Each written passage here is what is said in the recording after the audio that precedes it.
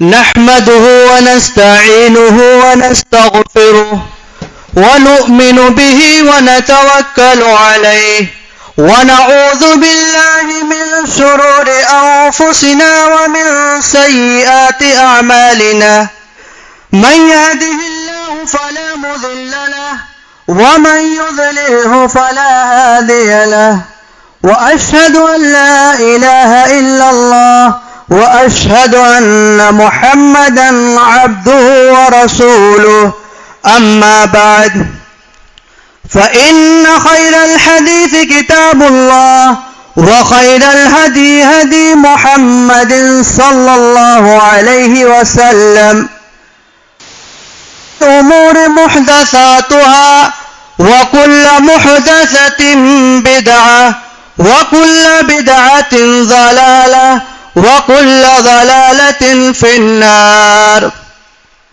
أعوذ بالله من الشيطان الرجيم. بسم الله الرحمن الرحيم. يا أيها الذين آمنوا اتقوا الله حق تقاته ولا تموتن إلا وأنتم مسلمون. يا أيها الناس اتقوا ربكم الذي خلقكم من نفس واحدة وخلق منها زوجها وبث منهما رجالا كثيرا ونساء واتقوا الله الذي تساءلون به والأرحام إن الله كان عليكم رقيبا. يا أيها الذين آمنوا اتقوا الله وقولوا قولا سديدا يصلح لكم أعمالكم ويغفر لكم ذنوبكم ومن يطع الله ورسوله فقد فاز فوزا عظيما. وقال الله تعالى في موضع آخر: بسم الله الرحمن الرحيم. إن عدة الشهور عند الله 12 شهرا في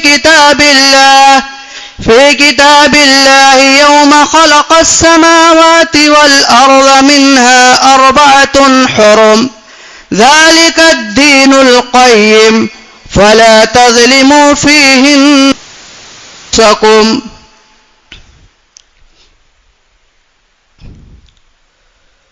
محترم معزز سامعین زما،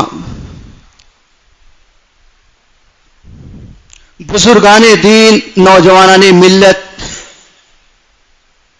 پردہ نشین خواتین ماں اور بہنوں، سب سے پہلے اللہ رب العالمین کی تعریف و توصیف، بزرگی و بڑائی و کبریائی بیان کرتے ہیں جو اللہ رب العالمین ہم سب کا مربی اور پالنہار ہے.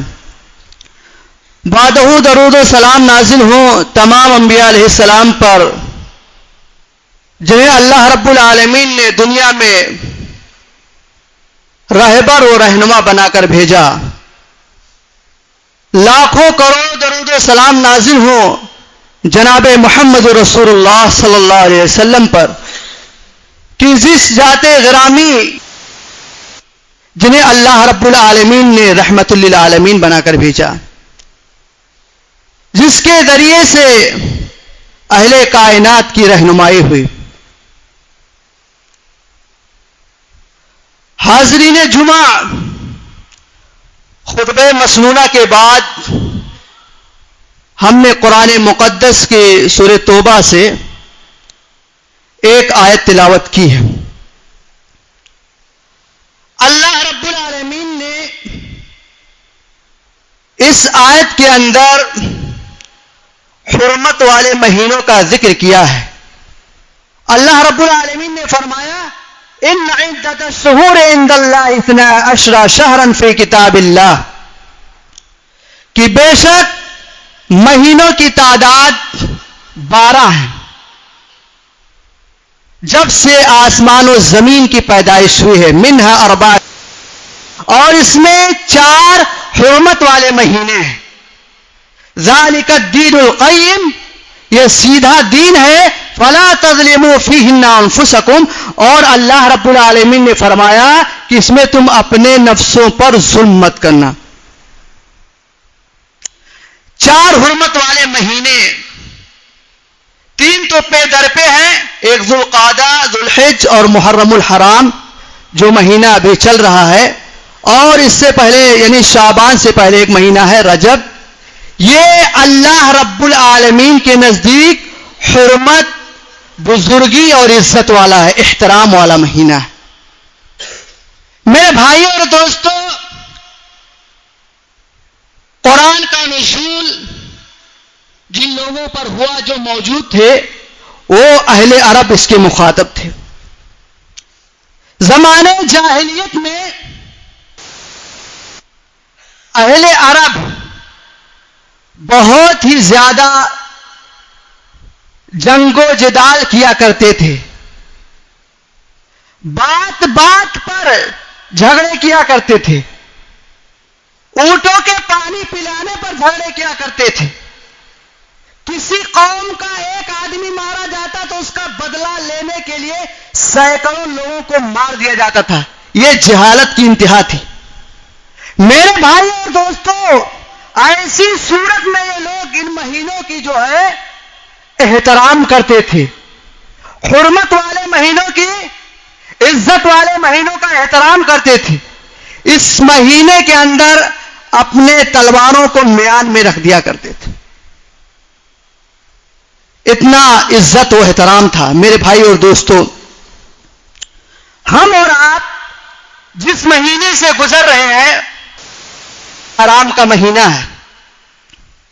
اللہ رب العالمین نے اسے اپنا مہینہ کہا ہے. اللہ کے نبی جناب محمد رسول اللہ صلی اللہ علیہ وسلم نے فرمایا، افضل الصیام بعد رمضان شہر اللہ المحرم. رمضان کے بعد جو افضل روزہ ہے وہ اللہ کے مہینے محرم کا ہے. پتہ یہ چلا کہ ہمیں اس مہینے کے اندر روزہ رکھنا چاہیے، نیکیاں کرنا چاہیے، اور خصوصیت کے ساتھ خصوصاً 10 محرم کا روزہ رکھنا چاہیے.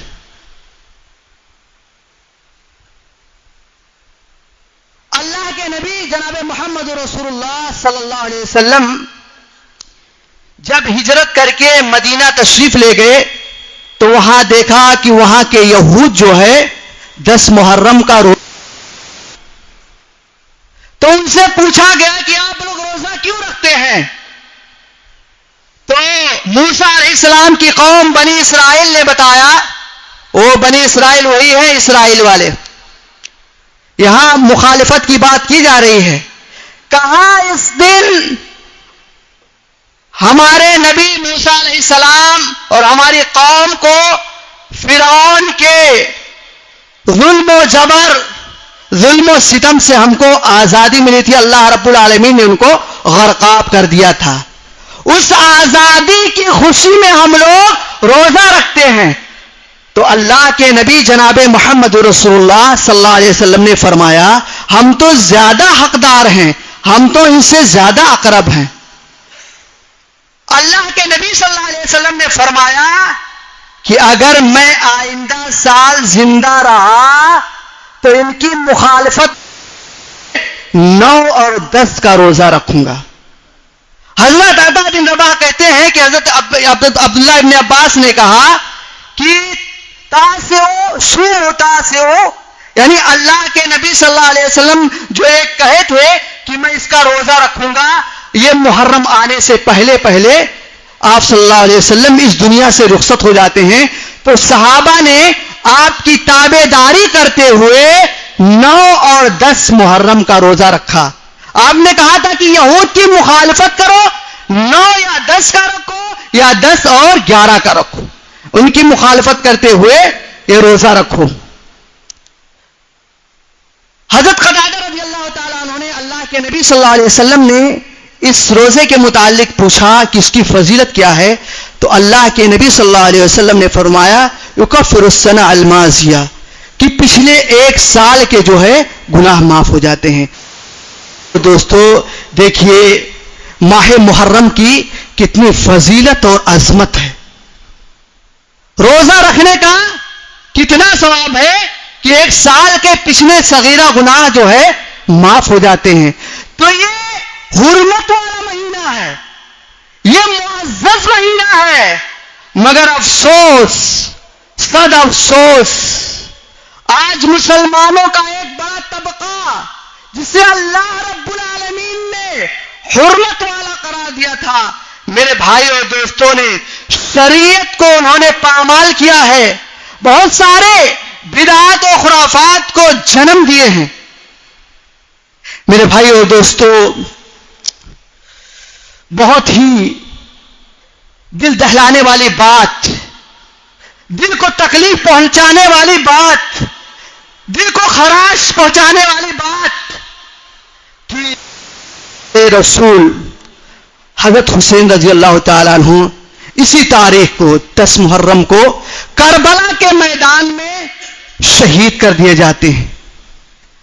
ہم سب کو تکلیف ہے, بہت زیادہ تکلیف ہے, مگر شہادت مطلوب مقصود مومن ہے. ایک مومن کا سیوا ہے. پوری اسلامی تاریخ قربانیوں سے, شہادتوں سے پر ہے. آپ تاریخ کا مطالعہ کریں تو آپ پائیں گے بڑے بڑے بدری صحابہ اللہ کے راہ میں شہید ہو جاتے, چاہے وہ جنگ احد ہو, چاہے جنگ یرموک ہو, یا بعد میں آنے والے بڑے بڑے صحابہ, چاہے حضرت علی ہو, چاہے حضرت عثمان غنی رضی اللہ تعالیٰ عنہ ہو, چاہے حضرت عمر رضی اللہ تعالیٰ عنہ. میرے بھائیو دوستو, جگر پارا پارا ہو جائے. کلیجہ آپ شہادت کو پڑھیے, سید الشہداء حضرت حمزہ رضی اللہ تعالیٰ عنہ کی شہادت کو آپ پڑھیے. جنگ احد کے میدان میں شہید ہو جاتے ہیں, بڑی بے دردی کے ساتھ تار میں لگا ہوتا ہے دشمن اور نیزہ مار کے شہید کر دیا جاتا ہے. کس نے شہید کروایا تھا؟ ہندا نے شہید کروایا تھا. میرے بھائیو دوستو, اتنے پر بس نہیں کیا, شہید ہو گئے, آپ کے سینے کو چاک کیا گیا اور کلیجے کو چبانے کی کوشش کی گئی. میرے بھائیو دوستو, جگر پارا پارا ہو جاتا ہے, آنکھوں میں آنسو آ جاتا ہے, اور وہی عورت صحابیہ بن جاتی ہیں. اللہ کے نبی صلی اللہ علیہ وسلم کے پاس آتی ہیں فتح مکہ کے دن. کیا ہونا چاہیے تھا بتاؤ؟ میں ان لوگوں سے پوچھنا چاہتا ہوں, اپنے ان پوچھنا چاہتا ہوں جو یکم محرم سے لے کر 10 محرم تک ذکر شہداء کربلا کے نام پر ماتم اور نوحہ کرتے ہیں اور صحابہ رسول کو برا بھلا کہتے ہیں, طعن و تشنیع کرتے ہیں. میرے بھائیو دوستو, ان نفوس قدسیہ کے بارے میں جن کے بارے میں جناب محمد رسول اللہ صلی اللہ علیہ وسلم نے خود فرمایا تھا کہ میں اس گلشن کا مالی ہوں, شاگردان رسول کے بارے میں جناب محمد رسول اللہ صلی اللہ علیہ وسلم نے فرمایا کہ میں یہ گلشن ہے میرے صحابہ اور میں اس کا مالی ہوں. لا تسبوا اصحابی, میرے صحابہ کو گالی مت دو. والذی نفسی بیدہ لو ان احدکم انفق مثل احد احد ذهبا, اللہ کی قسم, اللہ اس ذات کی قسم جس کے قبر محمد صلی اللہ علیہ وسلم کی جان ہے, اگر تم لوگ احد پہاڑ کے برابر سونا اللہ کے راستے میں خرچ کرو تو تم ان صحابہ کے ایک مد کے برابر, ما بلغ مدن او نصیفہ, تم اگر وہ اللہ کے راستے میں ایک مٹھی خرچ کرے یا آدھی خرچ کرے, تم احد پہاڑ کے برابر سونا خرچ کرو تو ان کے برابر تم نہیں پہنچ سکتے ہو. بتائیے, کربلا کے واقعات کو ذکر کیا جاتا ہے اور ان نفوس قدسیہ کو برا بھلا کہا جاتا ہے, طعن و تشنیع کی جاتی ہے. میرے بھائی اور دوستو, سیدنا ابو بکر صدیق رضی اللہ عنہ کی کیا فضیلت ہے, سیدنا عمر فاروق رضی اللہ عنہ کی کیا فضیلت ہے، سیدہ رضی اللہ عنہ کی کیا فضیلت ہے، حضرت امیر معاویہ رضی اللہ عنہ کی کیا فضیلت ہے، حضرت مغیرہ بن شعبہ کی کیا فضیلت ہے، مگر غلط فہمی کی بنا پر، تاریخ کو نہ سمجھنے کی وجہ سے بتائیے ہمارے صحابہ کرام کو برا بھلا کہا جاتا ہے، ماتم کیا جاتا ہے، نوحہ کیا جاتا ہے، سینے کو چاک کیا جاتا ہے، رخسار پر یعنی گال کو پیٹا جاتا ہے، بال کو چھلایا جاتا ہے، عورتیں نیا کپڑا نہیں پہنتی ہیں، اس مہینے کے اندر شادی بیاہ نہیں کیا جاتا ہے، طرح طرح کے بدعات و خرافات ہیں۔ بتائیے اللہ نے کیا کہا، رسول کا کیا حکم ہے؟ کہا نہیں، شہداء پہ کبھی ماتم نہیں، ماتم حرام ہے، اسلام کے اندر 3 دن سوگ جائز ہے، اور بیچاری اس عورت کے لیے جس کا شوہر انتقال کر جائے 4 مہینہ 10 دن اس کے لیے عدت ہے۔ پوری اسلامی تاریخ کو آپ پلٹیے، قربانیوں سے پر ہے۔ اگر ہم ماتم منائے تو سال میں کوئی ایک دن خالی نہیں ہوگا، مگر اللہ کے نبی صلی اللہ علیہ وسلم نے برات کا اظہار کیا ہے۔ جناب محمد رسول اللہ صلی اللہ علیہ وسلم نے فرمایا، اربع فی امتی من امر الجاہلیہ، الفقر فی الاحساب، والطعن فی الانساب، والاستسقاء بالنجوم، والنیاحہ۔ جناب محمد رسول اللہ صلی اللہ علیہ وسلم نے فرمایا، جاہلیت کے امور میں چیزیں ایسی ہوں گی جو میرے امت کے لوگ اس کو چھوڑنا گوارا نہیں کریں گے، لا یترکونہن، اس کو چھوڑنے کے لیے تیار نہیں ہوں گے۔ پہلی بات، اللہ کے نبی صلی اللہ علیہ وسلم نے فرمایا، حسب کے اندر، قومیت کے اندر آدمی آپس میں فخر کرے گا کہ میں بہت بڑے خاندان کا ہوں، میں فلاں خاندان کا ہوں، میں زمیندار ہوں، میں چودھری ہوں، میں سید ہوں۔ والطعن فی النسب، اور نسب کے اندر تانا زنی کی جائے گی اور ستاروں کے ذریعے سے بارش طلب کی جائے گی۔ والنیاحہ، اور نوحہ اور ماتم کیا جائے گا۔ جناب محمد رسول اللہ صلی اللہ علیہ وسلم نے سختی سے منع فرمایا، لیسا منا من لطم الخدود وشق الجیوب ودعا بدعوی الجاہلی۔ بخاری اور مسلم کی روایتیں ہیں، اللہ کے نبی صلی اللہ علیہ وسلم نے فرمایا کہ جس نے اپنے رخسار کو پیٹا، اپنے گال پہ تماچا مارا، اور اس کے بعد اللہ کے نبی صلی اللہ علیہ وسلم نے فرمایا اپنے گریبان کو چاک کیا اور زمانے جاہلیت کی پکار کو بلایا۔ آپ دیکھیے، یکم محرم سے لے کر 10 محرم تک ذکر شہدائے کربلا کے نام پر کتنے بڑے بڑے قصے کہانیاں سنائی جاتی ہیں، ایسے توڑ اور مروڑ کے پیش کیا جاتا ہے جس کی کوئی شریعت میں حیثیت نہیں ہے، کہیں دور دور تک شریعت محمدی سے اس کا کوئی ناطہ نہیں ہے۔ اور دوستو، آپ نے فرمایا ایسی عورتیں جو کسی اپنے مرنے والے پر زور زور سے چلاتی ہیں اور ان کی باتوں کو یاد کر کر کے روتی ہیں اور اپنے سروں کو یعنی اپنے بالوں کو مڑواتی ہیں، اللہ کے نبی صلی اللہ علیہ وسلم نے فرمایا ان سے میں نفرت کرتا ہوں، ان سے میں برات کا اظہار کرتا ہوں۔ اب بتائیے، حضرت حسین رضی اللہ عنہ کو یاد کر کے میرے بھائی اور دوستو نوحہ اور ماتم کیا جاتا ہے۔ یہ چیز کہاں سے آئی؟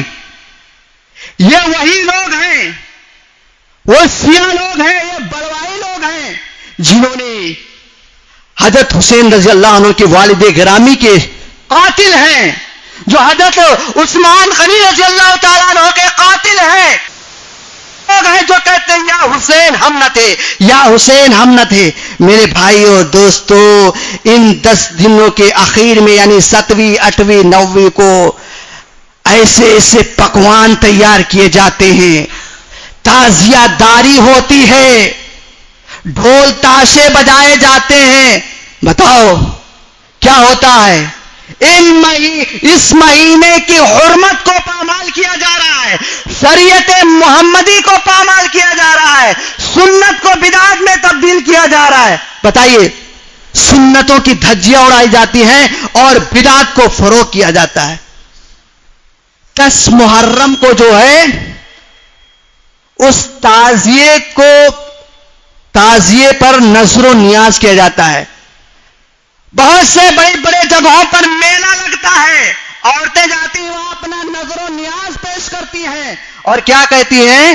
اس حسین رضی اللہ تعالی عنہ کی روح آئی ہوئی، ان کا جنازہ ہے۔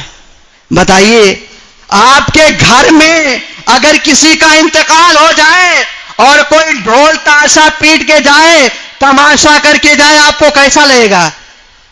میرے بھائیو دوستو، ہمیں بھی غم ہے، ہمیں بھی تکلیف ہے میرے بھائیو اور دوستو۔ یہ اللہ رب العالمین کی قضا و قدر تھی۔ حضرت جبریل علیہ السلام آئے، راوی حدیث حضرت ام سلمہ بیان کرتی ہیں کہ حضرت حسین رضی اللہ عنہ میری گود میں تھے، اللہ کے نبی صلی اللہ علیہ وسلم پر وحی نازل ہو رہی تھی۔ حضرت حسین رضی اللہ عنہ نے جب دیکھا اللہ کے نبی صلی اللہ علیہ وسلم کو تو میرے گود سے چلے گئے روتے ہوئے، اللہ کے نبی صلی اللہ علیہ وسلم کے گود میں بیٹھ گئے۔ حضرت جبریل علیہ السلام نے کہا، اے اللہ کے نبی صلی اللہ علیہ وسلم، آپ ان سے کہا مجھے بہت محبت ہے۔ ہما ریحانتایا فی الدنیا، آپ نے حسن اور حسین کے بارے میں کہا تھا یہ دنیا میں میرے 2 پھول ہیں، ان سے میں محبت کرتا ہوں، جو ان سے محبت کرے وہ مجھ سے محبت کرتا ہے اور جو ان سے بغض رکھے وہ مجھ سے بغض رکھتا ہے۔ میرے بھائیو اور دوستو، حضرت حسین رضی اللہ تعالیٰ عنہ کی اللہ کے نبی صلی اللہ علیہ وسلم بہت زیادہ محبت کر، آپ ممبر پر خطبہ دے رہے ہیں۔ حضرت بریدہ رضی اللہ عنہ بیان کرتے ہیں کہ جناب محمد رسول اللہ صلی اللہ علیہ وسلم ممبر پر خطبہ دے رہے ہیں اور کیا دیکھ رہے ہیں کہ حضرت حسن حسین رضی اللہ تعالیٰ عنہ آ رہے ہیں، سرخ جوڑا پہنے ہوئے آ رہے ہیں، گرتے پڑتے پھسلتے آ رہے ہیں۔ اللہ کے نبی جناب محمد رسول اللہ صلی اللہ علیہ وسلم کتنی محبت کرتے تھے کہ آپ جو ہے خطبہ چھوڑ کر کے نیچے اتر گئے اور حضرت اس کو گود میں لیا اور فرمایا، دیکھیے اللہ رب العالمین نے کیا خوب کہا، انما اموالکم اولاد، یہ مال اور اولاد فتنہ ہے۔ دیکھیے میری محبت غالب آ گئی، اللہم احبہما، اے اللہ میں ان سے محبت کرتا ہوں، فاحبہما، اے اللہ تو ان سے محبت کر۔ کتنی محبت تھی میرے بھائی اور دوستو، مگر حضرت جبریل علیہ السلام نے کہا، اے نبی محترم آپ ان سے محبت کرتے ہیں، ان قریب آپ کی امت ان کو شہید کر ڈالے گی۔ حضرت جبریل علیہ السلام نے کہا، میں آپ کو وہ جگہ دکھاتا ہوں اور وہاں کی مٹی کو دکھاتا ہوں۔ آپ کے سامنے مٹی دکھلایا گیا اور کہا یہ کربلا کا میدان ہے۔ 10 محرم الحرام کو حضرت حسین رضی اللہ تعالیٰ عنہ شہید کر دیے جاتے ہیں۔ یہ بڑا ہی المناک، یہ بہت بڑا دردناک حادثہ تھا میرے بھائیوں، مگر اس کا مطلب یہ نہیں ہے کہ ہم ان کے نام پر ماتم کریں، جس طرح سے شیعہ حضرات جو ہے اپنے سینوں کو پیٹتے ہیں، ماتم کرتے ہیں۔ اللہ کے نبی صلی اللہ علیہ وسلم نے سختی سے منع فرمایا ہے۔ حکم کیا ہے؟ روزہ رکھنے کا حکم ہے میرے بھائی اور دوستو، اور ایسے میں ان کو یہ بتلانا ہے کہ جو ہم صحابہ کرام کے بارے میں جو ہم ان پر تہمت لگاتے ہیں، میرے بھائی اور دوستو، قرآن و حدیث کے اندر دور دور تک اس کا کوئی ناتا نہیں ہے. صحابہ کرام نے روکا تھا. حضرت حسین رضی اللہ عنہ خود جانے ہوئے، مگر جب مسلم بن عقیل کے بھائی جب شہید ہو گئے، کوفہ والوں نے جب مار ڈالا تو کہا حضرت حسین رضی اللہ تعالیٰ عنہ سے اگر آپ نہیں جائیں گے تو ہم جاتے ہیں، میرے بھائی کا قتل ہوا ہے، میرے بھائی شہید ہوئے ہیں.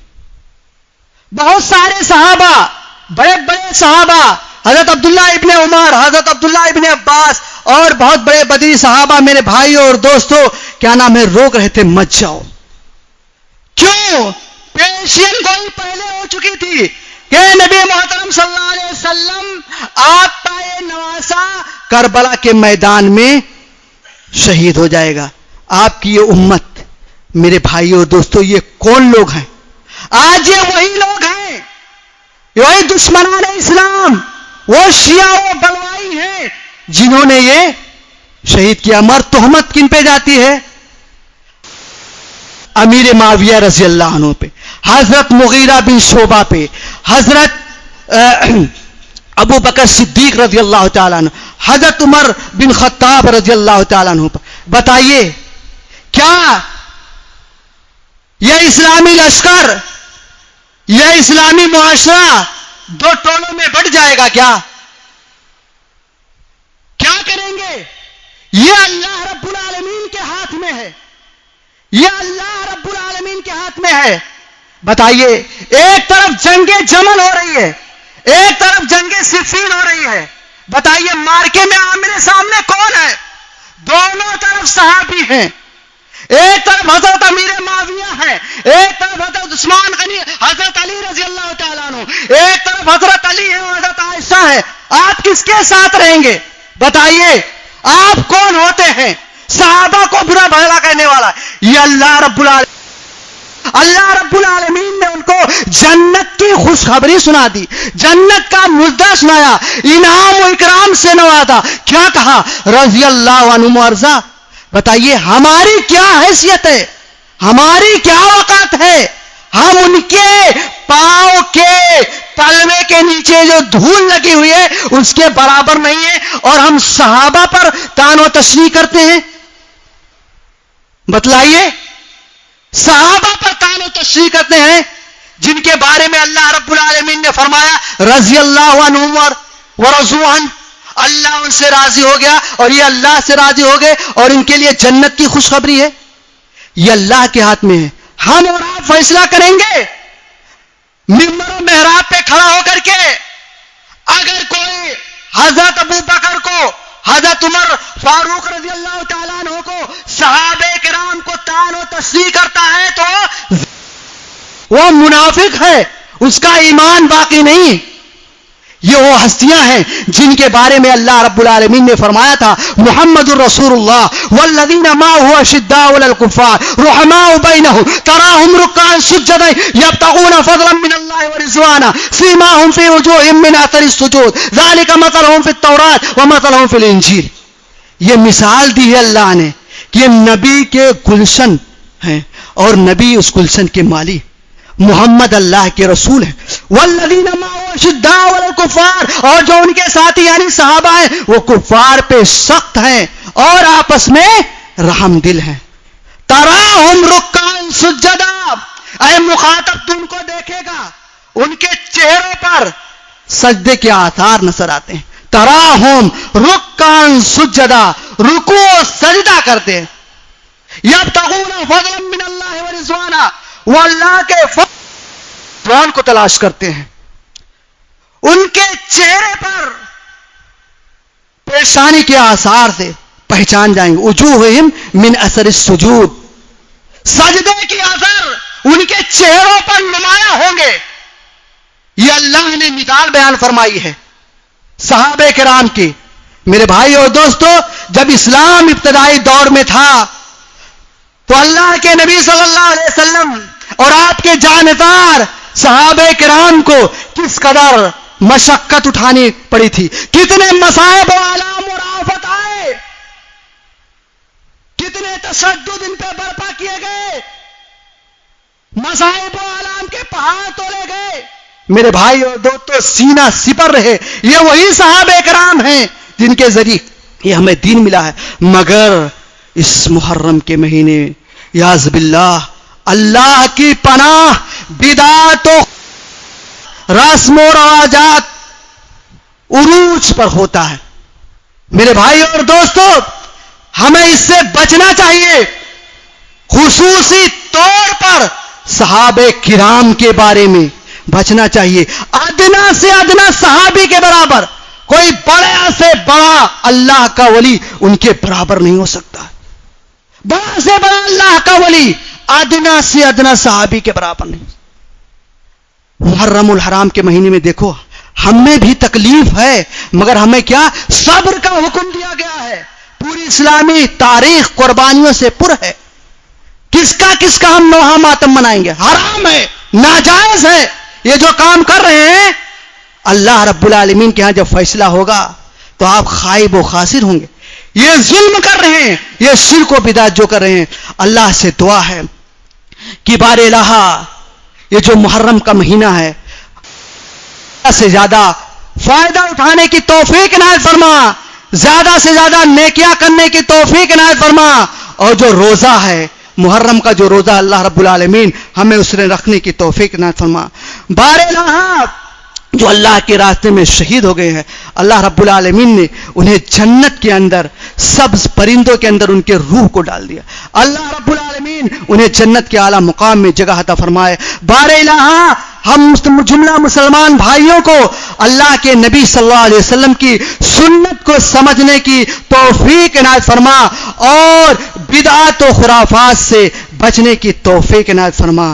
بارک اللہ لنا ولکم فی القرآن العظیم ونفعنی وإیاکم بالآیات والذکر الحکیم انہ تعالی جواد کریم.